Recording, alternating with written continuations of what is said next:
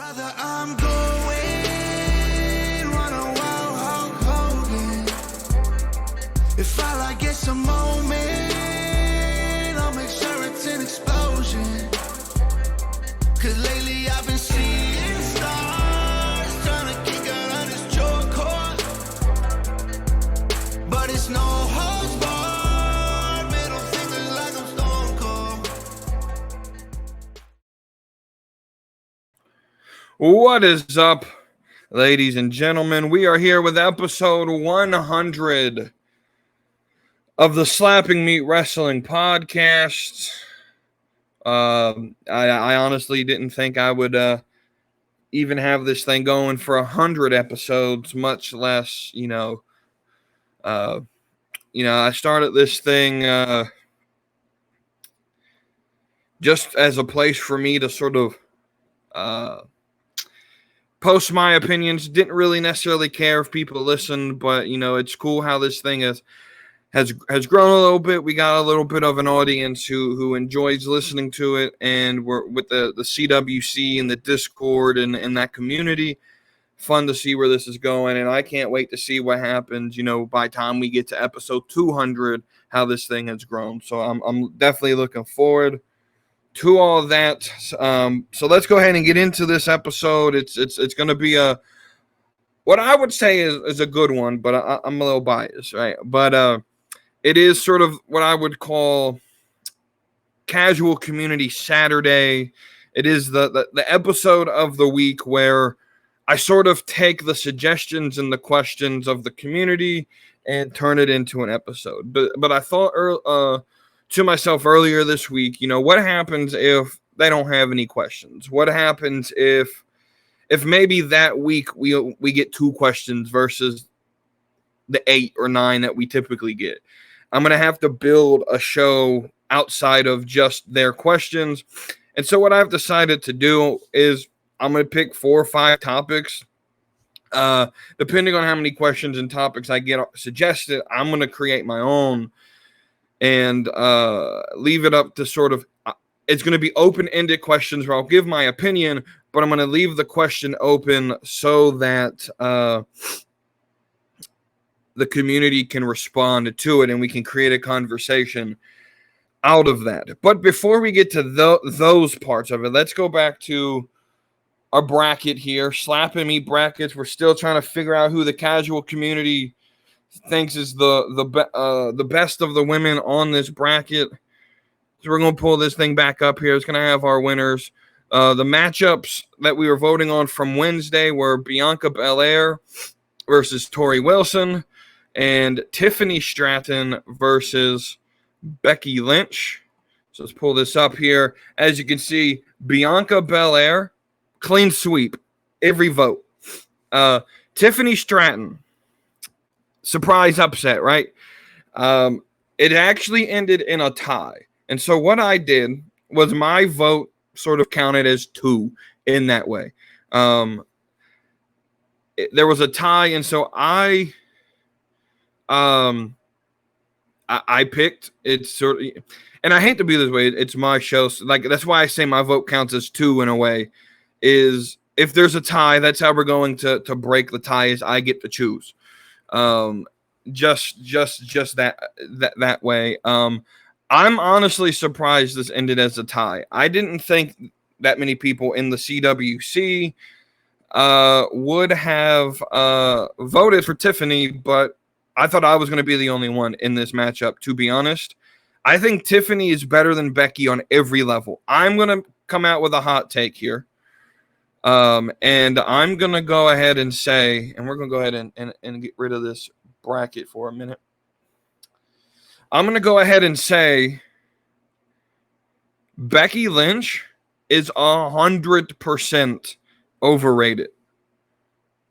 There are people who are putting her up there as the greatest of all time to do it. And that's laughable to me because I don't even think she's the greatest of this era. I don't think she's the greatest in her class of NXT. I just don't. I don't really hold her that high.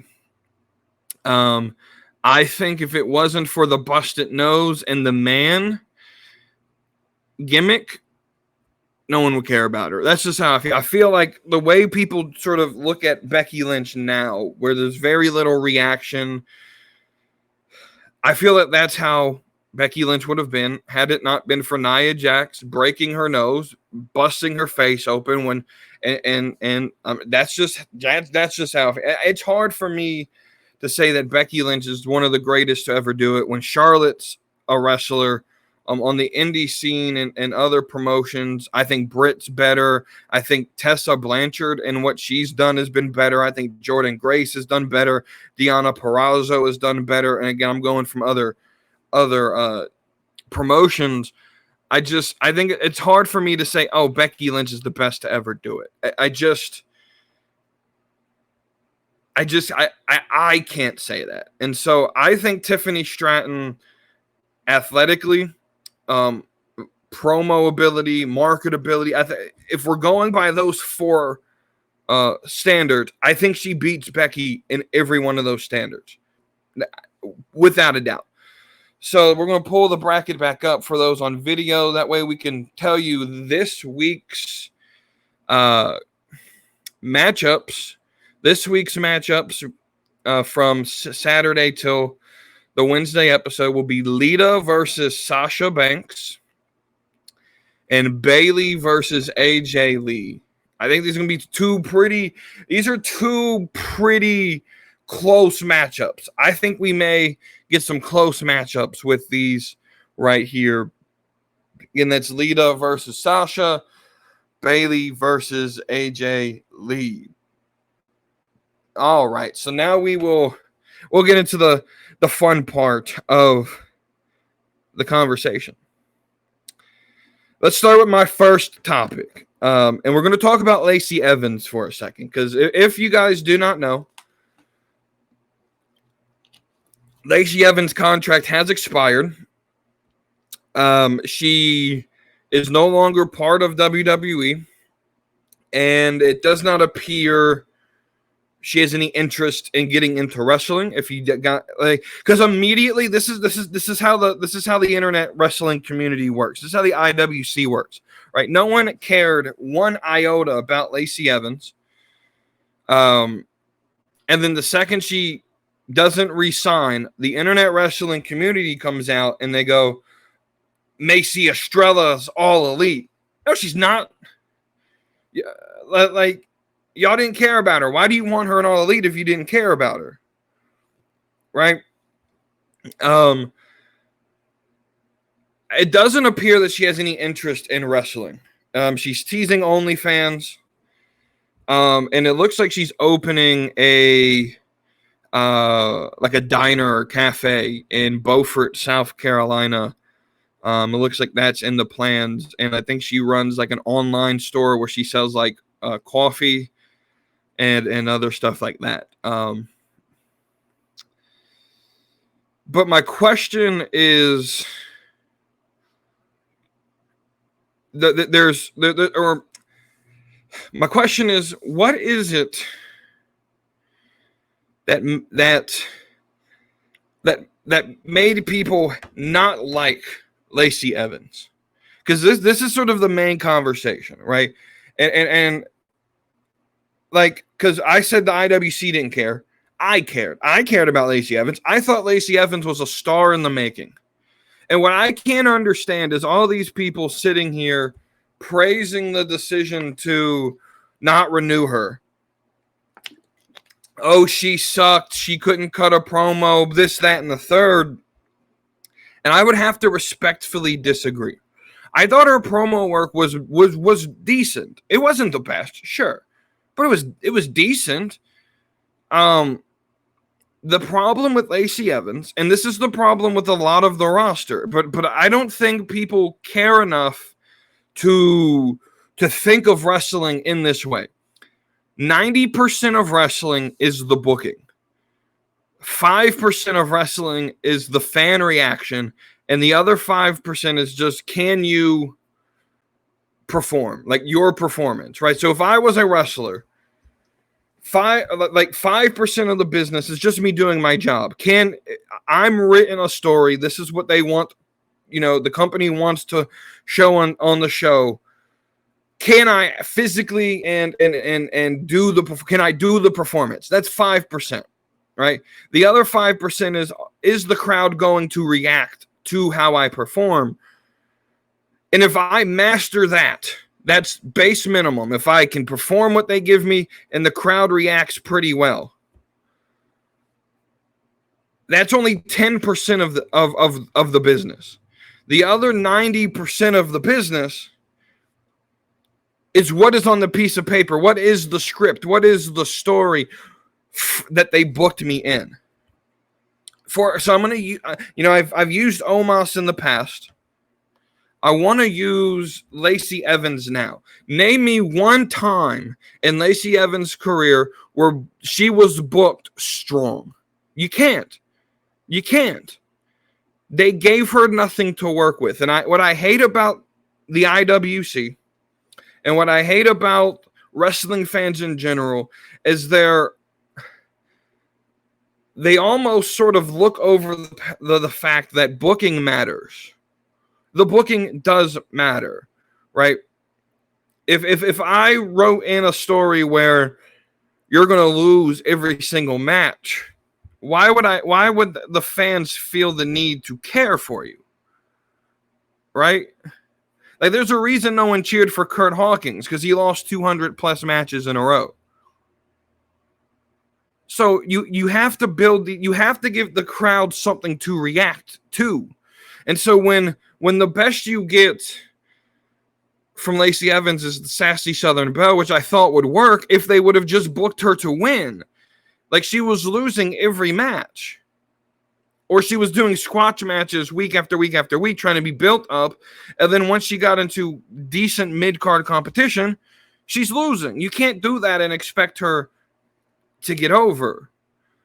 Right? And then you repackage her every 6 months and do the same thing with her. It's sort of like what they did with Omos, where they do it doesn't get over, they pull them off, and like 6 months later they put them back the same, or they don't change anything, and they do the same thing, and then they get surprised, like, oh, how come this doesn't get over for the 5th time in a row, right?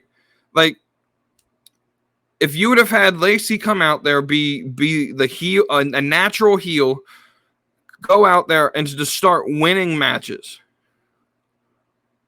And like prominent matches. Like, she can't be beating Tegan Knox every week. Like, I'm talking like going out there and beating Bayley and beating, like, she had that feud with Charlotte, right? Now it's ended early because she literally got pregnant. But to make that sort of a story to write her off, they said that she got pregnant by Ric Flair. Like, you couldn't come up with anything more creative. You have to get Ric Flair involved in it. Like that's what I'm talking about, where they gave her literally nothing to work with. So why are we over here like saying Lacey was bad when she was given literal shit to work with as a story? Booking is 90% of the business. I'm kind of upset she's out of WWE because I thought she had star potential. Maybe I'm wrong, but can someone tell me why Lacey Evans isn't liked outside of, oh, well her character sucked, or right? Tell me a literal reason, right? Lacey Evans was mildly decent in the ring. She wasn't bad. She could wrestle, and I thought she had a good gimmick that they just weren't pushing, right? And so, and then the final issue that I want to talk about when it comes to Lacey, and this is the question I asked earlier in the Discord, and I want to sort of give my opinion on it, is with her teasing OnlyFans, does this become a trend with women's wrestlers to leave wrestling for OnlyFans or something similar to it? A lot of girls that don't want to have like the sex work stigma are doing like what Mandy Rose did. It wasn't OnlyFans, it was some other fan site, or they're doing Patreon or something like that. I mean, they're all essentially the same thing. Will Will other women in the wrestling industry who know that they're attractive, right? Do they leave wrestling for OnlyFans, right? The question is, like, why would they do that? Like, why would they leave wrestling? They don't have to risk their bodies doing stupid stunts and taking bumps, and potentially could make more money than wrestling ever. Like, Mandy Rose made more money in the day she dropped her fan site than she made in her WWE contract. I believe this is going to be a trend with these women's wrestlers. You're going to get these mid-card, not, women's wrestlers who maybe aren't getting the push, who are going to sit here and consider, do I want to do this the rest of my life, or do this for the next 2 to 3, 4, 5 years, 20 years, right? Taking bump after bump after bump, barely getting by, barely making money. Maybe, a lot of these women, like in NXT or I don't know AEW's contract situation, or the girls on the indies who are, maybe making like $250 a show, or if that, right? But they're attractive. And they don't even have to be like explicitly sexual, right? There are guys on the internet who will buy the same stuff they post on Instagram and will happily pay $20 a month because they think they're getting something special, right? I mean, Mandy Rose had some dude pay $26,000 for used gear. That's insane to me. I think this will become a trend. Mandy Rose, maybe Lacey Evans, but you see, the Iconics were on OnlyFans. I don't know if they're still making a lot of money, but they do it. Who else? There's a bunch of people in the industry who do, special sneaky link content like this. And I think it will be a trend to where they're just going to pull out from wrestling because there's a lot more earning potential to do this, right? Maybe do 1 or 2 shows a month rather than working every weekend. And right, and Lacey now, like Lacey can go do that and then run her diner on the side and have no problems, right? I think this will become a trend. And so I want to leave that conversation up to the group, to the Discord. Is this going to be a trend? Are we going to see women leave wrestling for OnlyFans? And this comes back to what I've been saying for at least 5 years now. Wrestling needs to get more sexual. Guys love that shit. And it doesn't have to be everybody. But I saw the tweet the other day about Lacey Evans. It said that I can't quote it because I don't know every word, but it basically said Lacey Evans was built for sex. That was the tweet. Lacey Evans is built for sex. And there's a lot of women that wrestle that could probably make more money on the hub rather than on WWE. Right? Lana could have made more money doing sneaky link stuff than making WWE's. Like, people would have bought into that. There's a lot of girls, Tiffany Stratton, right? But like Lacey Evans, how even people like Charlotte, I feel there's a market for Paige, or Saraya, right? There's Sky Blue, right? There's a market for that where guys just enjoy the sexual, right? The Sky Blue went viral because her ass cheeks were showing, and every guy in the crowd jizzed their pants over the fact that her ass was showing, and she went viral, right? Anytime Mandy Rose was on TV, like, people made a scene about it. Like guys, like this stuff. Like, why are we not showing it in some? It doesn't have to be uber X-rated explicit, but it draws people to the product. And I don't understand, like, if that's the goal of business is to get more people to watch, like, at what point do we say we got to stop the sort of kid-friendly image? I mean, it's grown men beating the shit out of each other is what you're putting on TV. It's not really kid-friendly to begin with. All right. So we're moving on to our next topic, though, and we're going to talk about Edge here. Edge on SmackDown. Apparently, his contract's done, and he may retire, but he's having potentially his last match against Sheamus. So I'm going to take all the emotion out of his return because it was an emotional moment, and I'm sure for him it was worth it for him to come back and retire on his terms. But I want to take all the emotion out of that. I want to take the emotion out of Edge's comeback. And I want to ask one question for the group. Was this run worth him coming back for? Was what we got from Edge's return at Rumble right before COVID, was his return Rumble 2020 till now, was that return worth it, or did it sort of leave a bad taste in your mouth? Now, I'm going to be honest from the jump here. I wasn't a big fan of Edge. I'm not a big fan of Edge. I don't think he's as good as people say he is in terms of like this nostalgia of like, oh, Edge and Christian and the Dudleys. I don't think they're, people loved the hardcore stuff and them jumping off ladders. I don't necessarily think they cared about the rest of the gimmick. And so I wasn't necessarily a big fan of him coming back to begin with.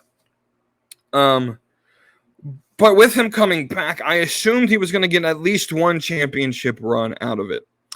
And he had the match against Roman, but we really didn't get much of like a good. It hasn't been good since he's come back. Like they've done, and I get it. He's been injured. The Randy feud was okay, but I feel they could have done more. And I felt like if they knew that this was going to be the final run for Edge and that he wanted to retire, I felt when they created the World Heavyweight Championship and they were doing the tournament and he was on the SmackDown side of the tournament, I felt what they should have done was have him win, not AJ, have him win and have Edge versus Seth Rollins. With the story being, this is the title I was forced to give up. I never lost. And I'll be damned if I lose it here. And then have Edge go on and beat Seth Rollins at Clash of Champions and become World Heavyweight Champion. And then you could run Edge as champion from Clash of Champions till tonight. This is Friday night when I'm recording, till SmackDown. Have him be champion up till then.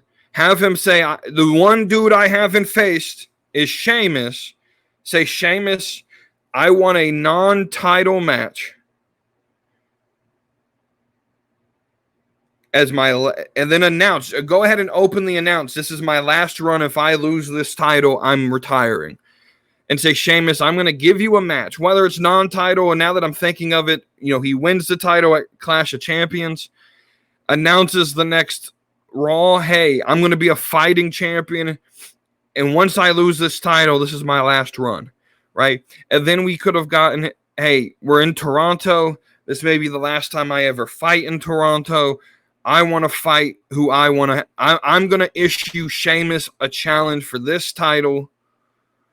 He's the reason I got back into wrestling. Yada, yada, yada.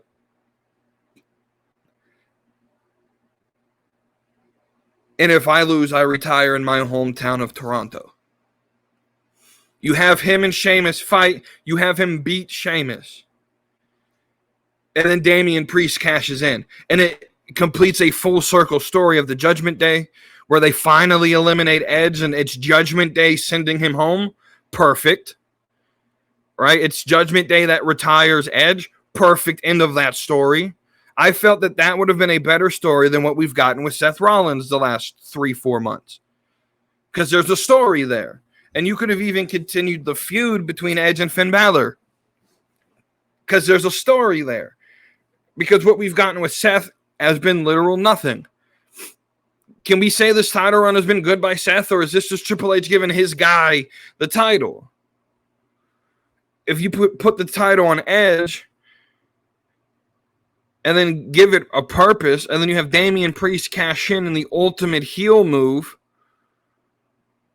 to bury the old leader of the Judgment Day, I think that finishes a story, is a good story, and does a lot more for that title than anything Seth Rollins has done at this point.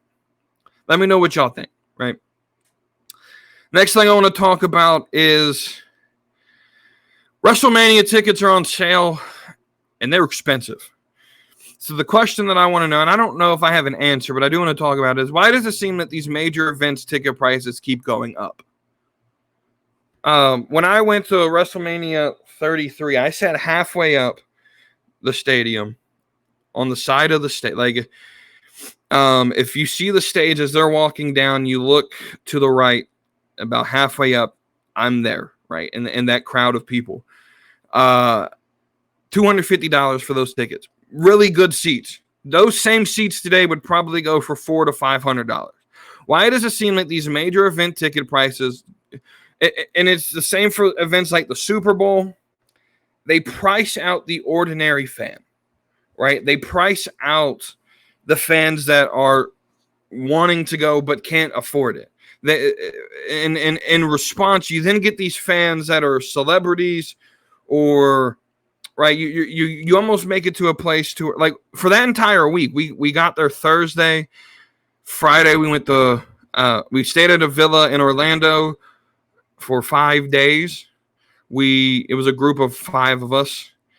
We went to Hall of Fame, a general admission ticket to Access on Saturday, Mania on Sunday, Raw on Monday, and they were doing SmackDown on Tuesdays, and then Tuesday SmackDown. We went to all 5 of those things. Maybe each of us paid $1,500 max each. Now to go just to Mania for 2 nights, because when I looked this morning, I got on at 10:20, sat in a queue for 20 minutes, got on there. Individually, they were the only way you could get like the cheap tickets, like, because you could buy the 2-day pass, but the only things available were like on the floor, and they were like $10,000 each. So if you wanted, like, so now you have to buy 2 separate tickets and then go to all the other events. Like, you're talking like life savings here. Like, you're going to have to blow like 15, 20, 2,000, $1,500, 2,000 just for tickets. And then you got to add access, and then you got to add this, and right. And I mean, Philly's not cheap to go to and stay in, right? So I don't understand the reasoning for why these ticket prices are going up. And is it Ticketmaster, or is it WWE, or is it both? Ticketmaster's a bitch anyway, because all the fees and all that shit. But I don't know. I don't really have an answer. I just want to know, community, do you have an answer? What do you think about the ticket prices? I don't understand why. I understand inflation's a thing too, but like, I don't know. It makes no sense, because you're pricing out your loyal fan base, because most of your fans don't have money to drop $500 on a ticket to WrestleMania. So at that point, like, is it worth even going? Because I'm gonna be honest, like, I enjoyed going to Mania. It was a fun experience. But for even what I paid for $250 to barely see anything, you're paying for the experience more than you're paying for the show. And at some point, like, is it even worth it at that point? So We'll move on. I hate to bring him back up, but we're bringing CM Punk back up. Because I have one question for the universe, for the community to answer for me. Do we really need CM Punk in wrestling? Is he necessary for the wrestling world to go? I was thinking about this earlier after I called him a bitch, and after he's a baby back bitch, by the way. He's so soft as fuck. And I just keep over here thinking, like, is the potential growth for AEW that he could potentially bring? I'm not seeing it. Collision's ratings aren't that good, right? And this really spawns from the fact I read a report today that said that CM Punk considers Collision his show and that he has veto power. The fucking balls on this motherfucker. You think this is like, if I walked up to my boss and said, hey, you know that store that I work in? Yeah, it's mine now. And I want power to veto who we hire and fire on the staff. I don't like working with so-and-so, so they can't be at work with me today because I don't like working with them. My boss will look me right in the face and say, hi, you're fucking, you're crazy. CM Punk, you're an employee.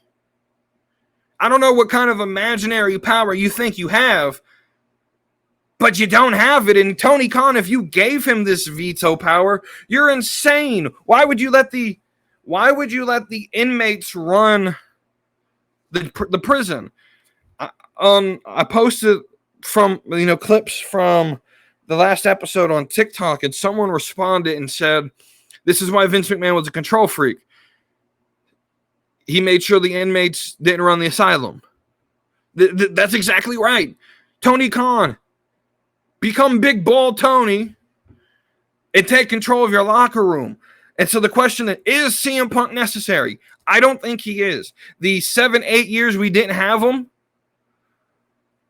felt perfectly fine without CM Punk. The last couple months while he was suspended prior to Collision starting, AEW seemed just normal and like they were doing okay without CM Punk. I don't think he's as necessary to the industry as some people say he is. He's not drawing that many ratings. It's not making a difference if him being in the company. Collision isn't doing the numbers that it should be doing if CM Punk was drawing people to watch it. So, question for the community. Is CM Punk necessary?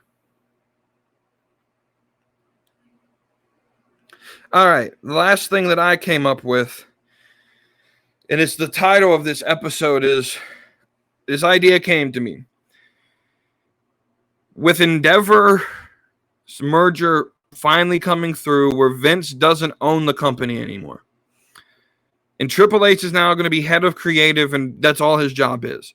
My thought was, does Triple H try to convince Endeavor that the best move it can make is let him run a Forbidden Door crossover style event with AEW on a yearly basis? Because here's the question I have. If this offer was brought up, if I'm Triple H and I'm talking to Tony Khan and I'm saying, I need you to stop working with New Japan. Forbidden Door is going to be held in December each year, and it's going to be WWE versus AEW. And we're going to do a Forbidden Door event where nothing's at stake, no titles or anything are on the line. It's just dream matches for the year. Whether it's a one-time thing or whether it's a year-to-year thing, we can work that out later. If I'm Tony Khan and I'm being offered all this, all of this from WWE, depending on the financials, I would stop working with New Japan to work with WWE. I don't see a problem with that. I think that's a logical decision to make. So my question then is if this event happened and it's just dream matches, we're not fighting for titles, we're not trying to do like a Survivor Series event where it's like the champion versus champions. We're not doing all that shit. We're just doing a mega event, because I think this event would sell better, would be more watched, more than WrestleMania. It would be the biggest event of that calendar year. And so I sat here and said, what would the card be? What would the dream card be for this crossover event? And we could joke about, oh, this is a WWE C-level event. They're AEW secondary. They're below WWE. We could joke about that. But the best talent in the world is in AEW and in WWE. And this event would sell. I would buy this event. Right? This is the ultimate war right here, because the pro WWE would cheer for their side, the pro AEW would cheer for those side, and those of us in the middle who really don't consider it a war and just want to watch good wrestling, we'll get some good matches, and especially if like we plan for it. If WWE and AEW plan for it and make an entire year-long storyline out of it, we might get some good stories out of this, right? So I made the card, and I think I have 14 matches. It's got to be a big card. There's too many. There's so much talent, you can't leave them off. And with this card, you're going to end up having, they're not all just going to be singles matches, right? You're going to have trios matches and a lot of tag teams, and so we're going to go through the card that I created. So the first match that I immediately thought of was men and women were going to need to have a Team WWE versus Team AEW style match, right? Like whether it's War Games or whether it's like Survivor Series, this is almost a requirement for this style crossover event. I feel like, right? Now, I wouldn't put the top talent in this match. This is more like mid-card, middle tier, people we may not see all that much of, right? And the way I looked at this is everyone's healthy, no one's injured, and if everyone was healthy, who would for team, we'll do the women's first for Team WWE versus Team AEW, because there's one, this will explain sort of what I'm talking about. There's only one person I think on here that I'd put in a match that isn't technically on a roster of the team that I put them on. But there's a reason why I put them on here, right? Because of that assumption. So we'll start with the women's Team WWE versus Team AEW. So Team WWE would be Charlotte, Becky, Tiffany Stratton, Roxanne Perez, and Bayley. I think that creates such a dominant team right there. That sort of it's the best two in NXT. It's Charlotte, which is the best. You get Becky and Bayley, right? The four horsewomen, or three of the four horsewomen. Team AEW is Britt Baker. She has to be there. She is the women's division. Jamie Hayter, Anna Jay, Chris Statlander, and this is the one that's not technically on the roster, but if she was healthy, I believe she would be an AEW wrestler, and that is Mercedes Moné or Sasha Banks. And you put her in this match, and then you have the four horsewomen all in it, right? And there's your match. I think this is a fantastic match. For the men's Team WWE, Seth Rollins, Edge, Cody Rhodes, Drew McIntyre, and Gunther. What a team. That's a dominant team right there. Versus Team AEW, made up of Bryan Danielson, Ricky Starks, Jon Moxley, Jungle Boy, and Christian. That's a good team. And it's people who are like the future and Starks and Jungle Boy, and then you have like the veterans and Danielson and Christian, and then like the centerpiece of the whole promotion, you could say, is Moxley, right? Who could fit with the Gunther, who are the more sort of hardcore type people, right? But Cody has to be in that match, right? It makes sense. Edge and Christian going against each other makes sense. Moxley and Rollins, right? And then like Drew and Gunther is like the land of the giants versus like the small boys in AEW with Danielson and Jungle Boy, right? And so it's their style of wrestling, right? So then you move on from that. You have the team WWE versus team AEW matches. Where do you go from there? Well, then the next match I thought of was, who does MJF? MJF's going to be on the card. Who does he face? Who from WWE would be a good opponent for MJF? The first thing was Miz, right? The comparisons. But then I sat here and I thought, I don't know. I feel I'm not interested in that match.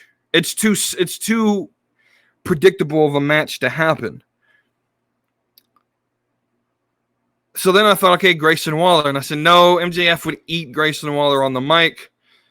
And I think Waller would just destroy him in the ring. Waller's such a great in-ring talent. I think it's an underrated talent of his. But then I sat here and I was like, who could match MJF's promo ability? And if we got a year's worth of promo battle, who would I want to see him promo against in a setup to this match? And then it came to me. MJF versus LA Knight. There's your match. Right? And then the Bloodline, like the main event of the show would be the Bloodline versus the Elite. That has to happen. That has to be the match. Roman, Solo, Jimmy and Jay versus Kenny, Matt and Nick Jackson, and Hangman Page. That's your main event. That has to be your main event. Right? That would be the biggest match in wrestling history. Then you move on. CM Punk, he's on the roster, so he's a draw in a way. So who does CM Punk face? He's gonna be on the card.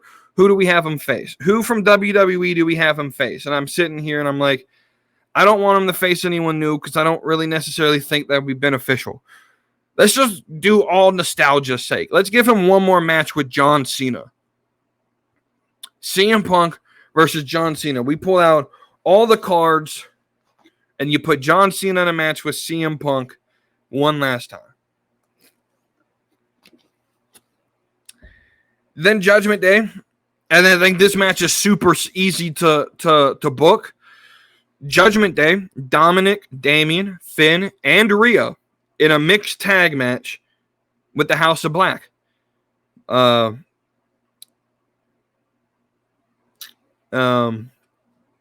King, Buddy Matthews, Malachi Black, and Julia Hart. Right? That's a simple match to book. Buddy, and then I didn't really think about it until just recently. Buddy Matthews and Rhea Ripley are engaged now, so that just makes the match even more simple to book. That's the easiest match to book, I would say. Right? Bianca Belair's got to be on the card. Well, this one's easy as well. Jade Cargill, Bianca versus Jade would be a fantastic match. I then think that we give the fans something that they should love. The assumption is that Kairi Sane is a WWE superstar. So Kairi Sane, Asuka, and Io Sky versus Akira Shida. I fucked her name up. I know I did. That's why I just call her Shida. Shida, Riho, and Emi Sakura. Just the 6-woman, 3-on-3, strong style, Japanese style match for the fans. And I think that would be a fantastic match. Jericho's got to be on the card. Who does he face? Well, I thought, who's his protege? Sammy Guevara. So Jericho and Sammy.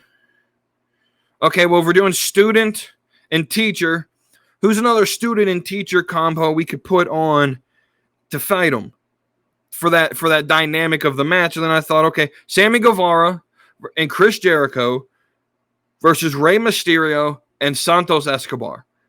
May not be the best match, but I think it'll work. It's protege and teacher, right? Then you got to think, well, the Acclaim is a popular team. They're probably going to be on something. You got to have these mid-card matches anyway, just some fun. So the Acclaimed, who do they fight? And I was like, kind of Street Profits. I said, no, No, Street Profits, we're not going to put the Street Profits against the Acclaimed. We're going to have a rap battle, and then we're going to have a match, the Acclaimed versus Hit Row. And I know you're sitting here, get the fuck out of here. I get it. But my dude Top Dollar ain't no one hotter than Top Dollar. He can rap. Like, he could literally spit. I don't know why WWE doesn't let him spit on the mic on TV, but he could spit. So the Acclaimed versus Hit Row. Brock's got to be on the card. Who does Brock face? Well, this one's easy to me. You give him some big, beefy motherfucker. Okay, Wardlow. There you go. Brock versus Wardlow. FTR's got to be on the card. Usos are already taken for a match. Judgment Day's already taken. Who's the next best? Street Profits. There's your Street Profits. FTR versus Street Profits. Then I was sitting there through the roster. I was like, I want another women's match. I want one more women's match to give the women equal, representation in this match, right? I think the problem with a lot of these cards and the problem with wrestling in general is we try to push that we're doing a women's revolution and then give them 2 matches on the 13-match card. And not me. I'm giving them like 4 or 5 matches. I think this would be the 5th. The Outcast from AEW, Saraya, Ruby Soho, and Toni Storm. And I sat there and I was like, if only WWE had a 3-person women's tag team. And I sat there and I said, they did. They don't now. But if this is the biggest event of the year, you pull out the checkbook and say, hey, Mandy Rose, we'll pay you big money to come back for one night only and get Toxic Attraction back together. So the Outcasts, Saraya, Ruby Soho, and Toni Storm versus Toxic Attraction, Mandy Rose, JC Jane, Gigi Dolan. And you would have a year to build the relationship back between the 3 to where JC and Gigi fix the brokenness that happened, get back together, and then maybe invite Mandy back, and bam, now you get this 3-woman tag again, and right. And then I was like, well, we need another comedy. We just need that comedy match that you can put in the middle of the show that will just sort of release all the tension of this competition. Because most of those matches are like serious matches. So you need that competition breaker, that stress breaker, that tension breaker in a comedy match.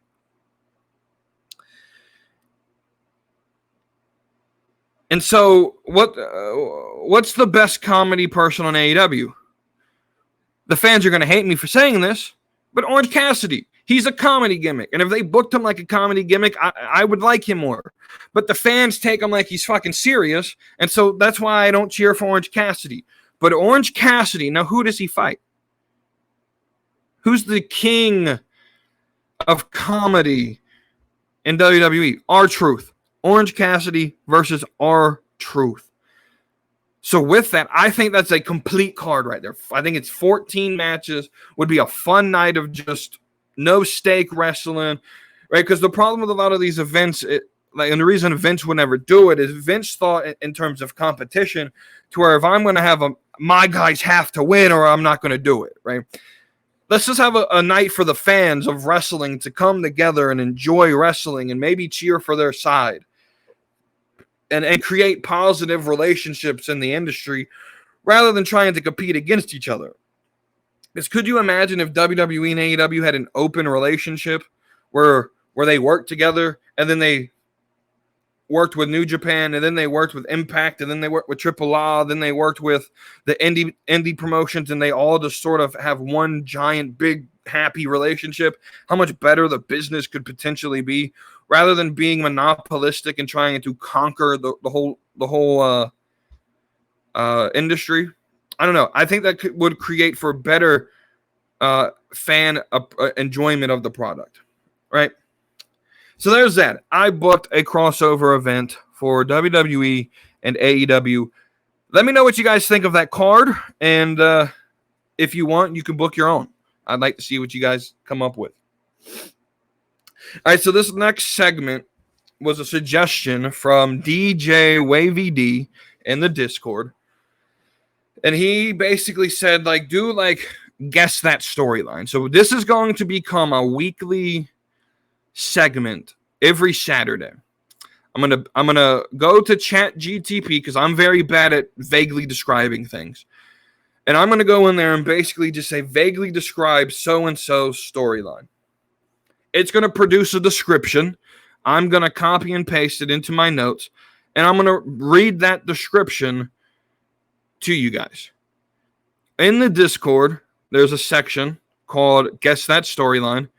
You can guess the storyline in that section. And the first one who gets it, I mean, for now, I can't afford prizes. So it's just going to be a shout out for who got it. And it's just to see. And so the rules are it's going to be from AEW, WWE, WCW, like maybe early ECW, from 1990 upward to 2001, because that's the limits of ChatGTP's knowledge. I don't want to do the 80s. I don't want to do all of that because most people, most people in the Discord didn't watch that stuff. And I'm going to focus mostly on the era that a lot of us would have either grown up in wrestling or maybe have watched, right? And so, but I don't want to make it too easy, right? I don't want to sit here and be like, oh, I'm going to just hand them to you, right? So they're going to be vague descriptions. And please understand that AI is making this, so it may not make a lot of sense, and it may be super, super vague, right? So we're going to start with today's episode, and today's storyline that you're going to guess is this. This storyline is a legendary chapter in professional wrestling history. It involves the clash between two iconic wrestling personalities, each representing different eras of the sport. This storyline builds on their contrasting styles, fan allegiances, and larger-than-life personas, culminating in a highly anticipated showdown that captures the essence of wrestling's evolution over the years. The narrative navigates themes of legacy, generational shifts, and the impact of these larger-than-life figures on the sport's popularity. So there's your description. So go ahead. If you're not in the Discord, go ahead and join it. If you are in the Discord, go to the page that says Guess That Storyline. Once the episode posts on audio version for people to see, I will post the physical description. I will post it in the group, and then the first one to get it will get shouted out. So good luck, and I like this idea. We're gonna keep doing it until I don't like it no more, and then we're gonna stop doing it. All right, so we got 3 questions here to end this show from username B Master. So the first one he asks is, why isn't King and Queen of the Ring not relevant anymore? Like, why isn't it relevant? And so I have a simple answer to this. And it's because in recent history, it just hasn't been relevant. Like, the winners got nothing in return for winning the tournament. It was just a way to sneak in a nostalgic event. And so I think the way we fix it and to make it relevant is to give some sort of reward. So for me, what I thought of when I was thinking of this question was, what if the winner of King of the Ring, we make King of the Ring like a mid-card tournament, and the winner gets a mid-card titled opportunity, so of their brand's choice. And so make it don't make it like an annual event, but in terms of its own pay-per-view, but make it like an annual tournament, maybe for a match at Survivor Series, right? So you take a match at Survivor Series where you build a tournament through the month of November. The finals culminates in at Survivor Series at the end of the month of November. And you make it a NXT, Raw, and SmackDown tournament, right? So on their individual shows, they'll run for 3 weeks, like the tournament. And then you have a Raw representative, a SmackDown representative, an NXT representative, in the finals match. And the winner of that match gets a title opportunity for their brand's mid-card title, right? So if you're in NXT, you get a North American Championship match. If you're on SmackDown, you get a USA title, or US title, and the Raw winner, if the guy from Raw wins, he gets a Intercontinental Championship title match. And just and if you push and build someone to do this, that's like, and rather than just giving them the gimmick of King Corbin or Queen Selena and actually build a push around it, I think it would become relevant again. And I think it would be a good way to build the mid-card. Because I agree with Vince Russo's philosophy, which is if you have a weak mid-card, it doesn't matter how strong your main event picture is.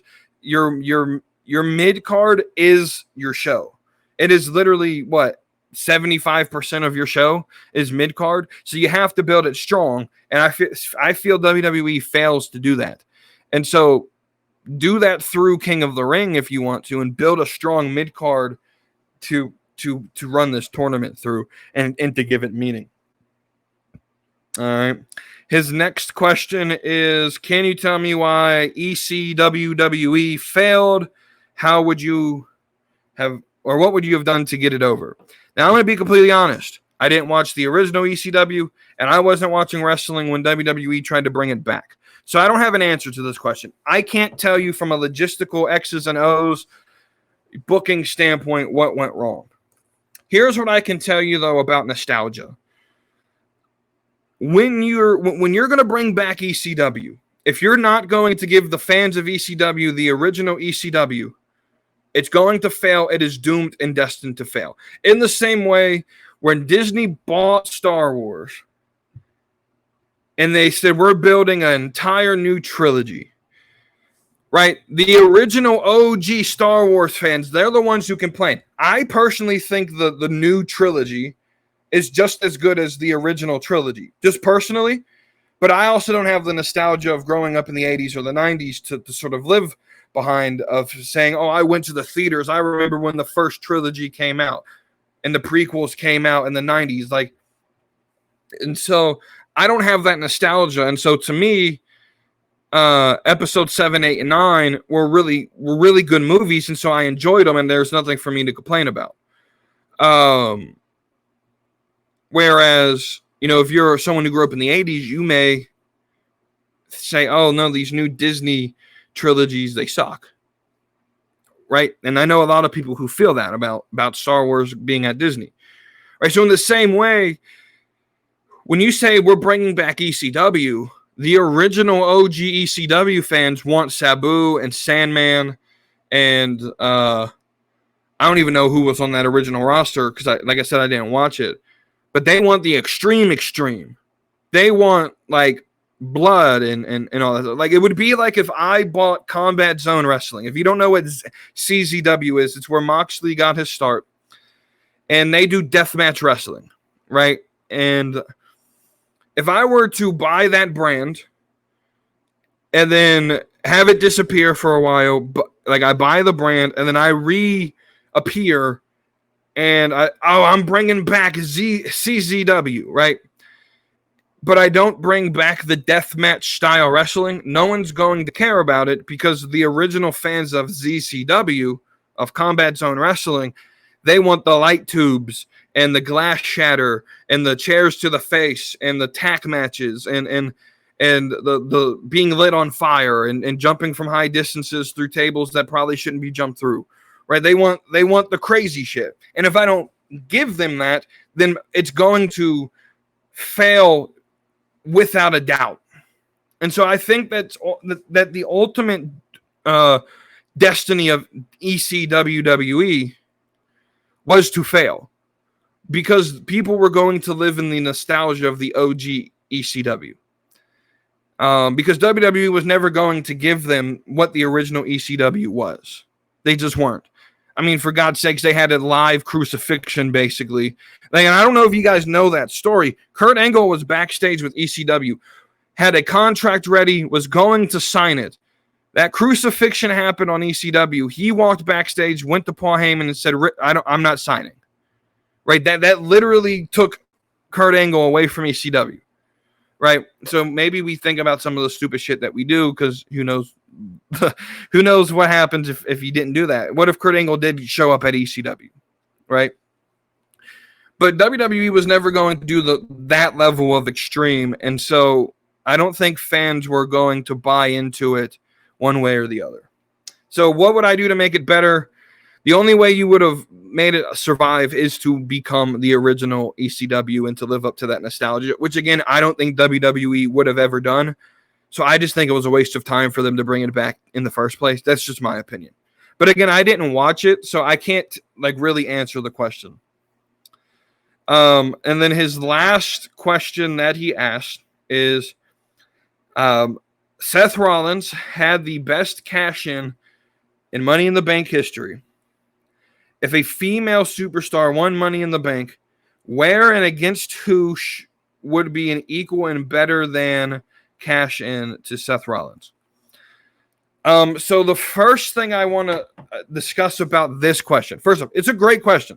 I don't believe that there are bad questions. If you have a question, I will take it, because that means you're thinking about what, right? Because give a little backstory. Like, my goal and my dream job in college was to be a history teacher. I dropped out of college because college wasn't for me.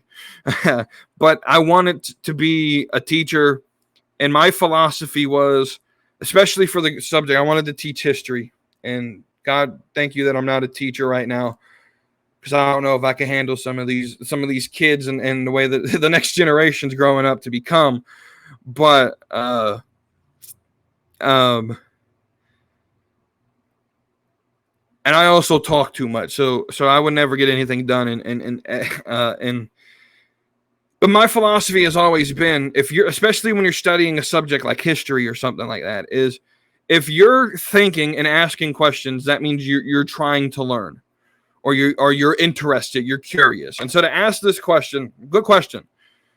Who and where would be an equal cash-in to Seth Rollins? Well, the first thing I want to sort of talk about, though, is I'm going to have to disagree with your assertion that Seth Rollins was the best cash-in in history. I think that's the popular take. I think that's the most agreed upon take. I think Dolph Ziggler's cash-in was better, though. For one reason and one reason only. The pop. Seth Rollins was going to get a loud pop because it was WrestleMania, right? But Dolph Ziggler was the loudest pop I have ever heard from an event ever. I think Dolph Ziggler's cash-in was the best cash-in of all time. Seth Rollins is a close second, and I could understand why you would say it was the best, right? And so I want to disagree with that assertion. However, to answer your question, I have to agree with your assertion. So I'm going to think in that mindset. Okay, Seth Rollins is the best cash-in ever in this question. So who and where would be a better cash-in? That's a great question. I think it ultimately depends on who the champions are. But I don't think... to be equal to Seth Rollins, I think the only place that would equal better would have to happen at WrestleMania, just like Seth Rollins did, because it's the biggest event of the year. And I think the way I would make it better and make it mean more is I would have Charlotte be a 16-time champion and lose the title, disappear. Win Money in the Bank, hold the briefcase till the next WrestleMania, and then cash in at WrestleMania to become a 17-time champion, to be the first person in wrestling history to beat her dad's most title reigns in WWE history. I think that's the only way you can beat Seth Rollins' cash-in. I don't know whom it would be against. It would be great if that WrestleMania took place in Charlotte, so I could go without having to pay for travel. But Yeah, that's the only thing I can think of to this. I want to answer the question. That's the only thing I can think of. Is Charlotte Flair cashing in? Maybe Rhea, maybe someone like Bianca, maybe someone like Bayley. It would have to be one of those people that she cashes in on to become a 17-time world women's champion, to be the, because everyone sits here and talks about who's going to beat Ric Flair's record. Well, what if it's Charlotte Flair, right? And she does it by cashing in Money in the Bank. That's the only way I can think that would be better than Seth Rollins. Just to be completely honest, because there's it'll be harder to be better than Seth Rollins from the get-go, because it's the women's Money in the Bank, and most people, let's just be honest, women's wressling is like second tier when it to the men's wrestling. So people don't tend to think of it on the same level. I think it is on the same level. I'm gonna be completely honest, but that's the only thing I can come up with. It has to be Charlotte, and to make it make sense would be for her to cash in to be the most reigns ever from any person to ever step foot in a WWE ring. That's the only thing I think could beat Seth Rollins. And that might be the best cash-in of all time, right? And I would even do it in a similar fashion to Seth Rollins, to where the match is still going on and Charlotte just comes out and attacks somebody, right, and pins and makes it a triple threat and then wins the match. That's right. I think that would be a good way to accomplish that. Yeah. So, that hope you guys enjoyed this episode. I want to thank you guys for watching and listening. If you're listening on audio, please go to the YouTube page, We Too Deep 413 YouTube page, like and subscribe there, share the link to it, and join the Discord if you want to join in on this discourse, and can't wait for the next episode. But until then, I will this is We Too Deep with the Slapping Meat Wrestling Podcast. Again, thank you all for watching and listening. I will see you on Wednesday's episode. Brother, I'm going run a wild Hulk Hogan. If I like it's a moment, I'll make sure it's an explosion. 'Cause lately I've been seeing